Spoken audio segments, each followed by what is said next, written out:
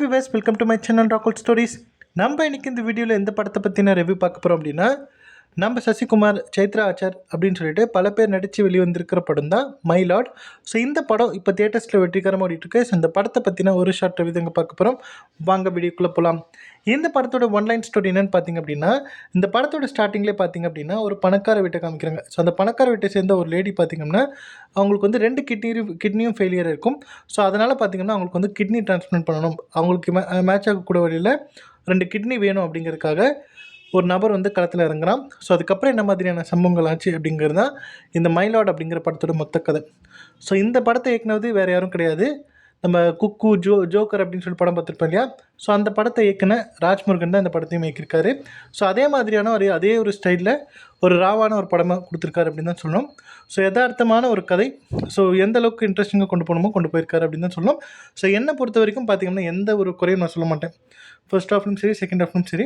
Music wise பார்த்திங்கன்னா நம்ம Shawn ரோடன் தான் பண்ணியிருக்காரு.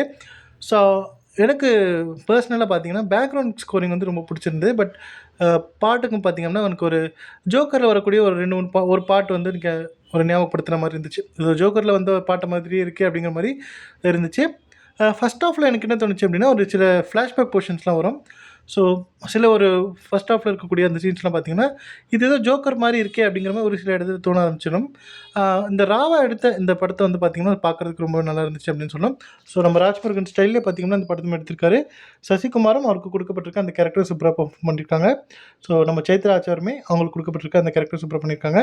ஸோ இந்த படத்தில் நடித்த அத்தனை கேரக்டர்ஸுமே அவங்களுக்கு கொடுக்கப்பட்டிருக்க அந்த கேரக்டர் சூப்பராக பண்ணியிருக்காங்க அப்படின்னு தான் சொல்லலாம். ஸோ மொத்தத்தில் இந்த படத்தை பார்க்கும்போது ஒரு டீசென்ட்டான வாட்ச் அப்படின்னு சொல்லலாம். ஸோ கண்டிப்பாக இந்த படத்தை பார்த்துட்டு உங்களுடைய ஃபீட்பேக் என்ன அப்படிங்கிறத கமெண்ட் லீவ் பண்ணுங்கள். ஸோ ஏற்கனவே இந்த படத்தை பார்த்துட்டேன் அப்படிங்கிறவங்களும் உங்களுடைய ஃபீட்பேக் என்ன அப்படிங்கிறத கமெண்ட் லீவ் பண்ணுங்கள். ஸோ இந்த வீடியோ பிடிச்சிருந்தால் லைக் பண்ணுங்கள், ஷேர் பண்ணுங்கள். மறக்காமல் என்னுடைய ராகுல் ஸ்டோரிஸ் அப்படிங்கிற என்னுடைய யூடியூப் சேனலை சப்ஸ்கிரைப் பண்ணிடுங்க. தேங்க்யூ.